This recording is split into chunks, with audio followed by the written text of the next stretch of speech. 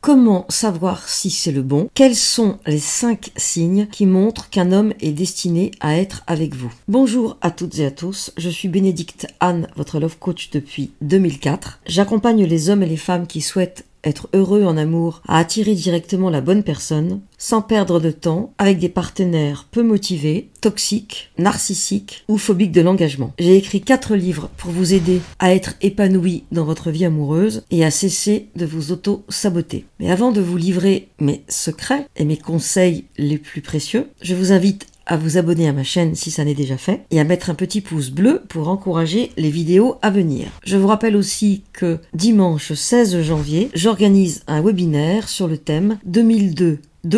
C'est décidé, j'arrête d'être célib, où j'irai beaucoup plus loin dans mes propos pour vous aider à attirer la bonne personne en 2022. N'oubliez pas de télécharger ma formation offerte Attirer l'âme sœur et la garder près de soi. Vous trouverez le lien ci-dessous. Et restez bien jusqu'au bout parce que je vais décortiquer ces 5 signes et pour pouvoir vous positionner, il va falloir que vous ayez connaissance de la totalité des signes. Alors quels sont les 5 signes qu'un homme est destiné à être avec vous? D'abord, si vous vous posez la question et si vous regardez cette vidéo, c'est que peut-être vous vous interrogez quant à la relation que vous vivez aujourd'hui. Si vous étiez certaine que cette personne est celle avec laquelle vous allez passer un certain nombre d'années, vous ne seriez pas en train de m'écouter. En même temps, parfois, vous manquez d'objectivité, vous auriez besoin de changer de lunettes, et très souvent, je freine mes coachés, dont le mot favori, celui qui revient le plus souvent, est « est-ce que je le next ?» Et la plupart du temps, je leur propose de donner une chance à cette relation. Alors pour vous positionner par rapport à ce partenaire, à cette partenaire, car une fois de plus, je m'adresse aussi bien aux femmes qu'aux hommes, le signe numéro 1, c'est la fluidité. Est-ce qu'il y a de la fluidité dans vos échanges? Est-ce qu'il y a du ping-pong, je donne 10 sous, tu donnes 10 sous, tu en donnes 20 et j'en donne 20, j'en donne 30, tu en donnes 30. Est-ce que il y a quelque chose de l'ordre de l'évidence, du naturel, quelque chose qui coule, quelque chose qui vibre, quelque chose qui pulse, bref, quelque chose qui fait que cette relation vous épanouit, cette relation vous fait vous sentir bien avec l'autre. D'ailleurs, vous vous le dites, je suis bien avec toi, j'aime passer du temps avec toi. Et lorsque vous programmez quelque chose, c'est toujours fluide. Il faut pas lui courir après, il faut pas la supplier. C'est quelque chose qui se fait de manière naturelle. Cela nous amène évidemment au deuxième signe, qui est la réciprocité. Est-ce que lorsqu'il vous envoie un WhatsApp, vous répondez et vice versa? Est-ce que vous êtes tous les deux force de proposition pour des activités? Est-ce que le désir sexuel est amené de manière assez réciproque? Est-ce qu'il y a de l'équilibre dans vos échanges? Est-ce que vous dites à peu près le même nombre de mots doux? Est-ce que vous avez à peu près la même intensité? Ou est-ce que, à l'inverse, l'un des deux est beaucoup plus impliqué, beaucoup plus engagé, beaucoup plus énamouré, beaucoup plus démonstratif d'affect? Si vous avez l'impression que vous donnez beaucoup pour recevoir des miettes, si vous avez l'impression que vous recevez beaucoup alors que vous donnez peu, si vous avez l'impression que l'autre est plus en demande que vous et que si l'autre disparaissait, cela ne vous ferait pas de mal, alors la relation n'est pas équilibrée, elle manque de réciprocité.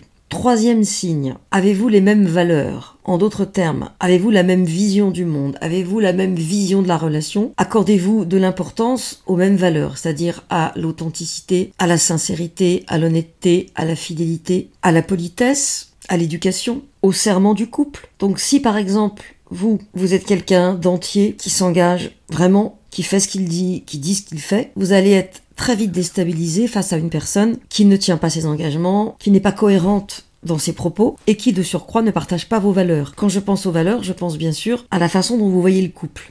Si pour vous le couple est exclusif et que l'autre est polyamoureux ou butineur ou infidèle, vous allez dans le mur. Vous devez donc avoir des valeurs communes, aussi bien par rapport au couple que par rapport à l'éducation des enfants et que par rapport à vos relations avec votre famille, avec vos amis, etc. Les valeurs sont un point essentiel dans la construction d'un couple. Le quatrième signe, c'est la vulnérabilité. Alors ça va vous sembler peut-être étrange. La vulnérabilité, c'est être capable de montrer ses faiblesses, sans tomber évidemment dans le fait de geindre ou dans la plainte permanente. C'est être capable d'accueillir les faiblesses de l'autre. c'est aussi se montrer authentique et tel qu'on est. Et si vous avez l'impression que vous jouez en permanence un jeu ou que l'autre cache ses sentiments, porte une carapace, se dissimule, ne veut pas montrer qu'il est accro, veut avoir l'air dur, bref, si aucun des deux ne peut être vulnérable devant l'autre, vous n'allez pas pouvoir grandir ensemble. Et d'ailleurs, c'est intéressant parce que souvent les gens confondent faiblesse et vulnérabilité. La faiblesse, au bon sens du terme, c'est une forme de vulnérabilité. C'est donner à l'autre accès à son intimité et à sa fragilité. La faiblesse,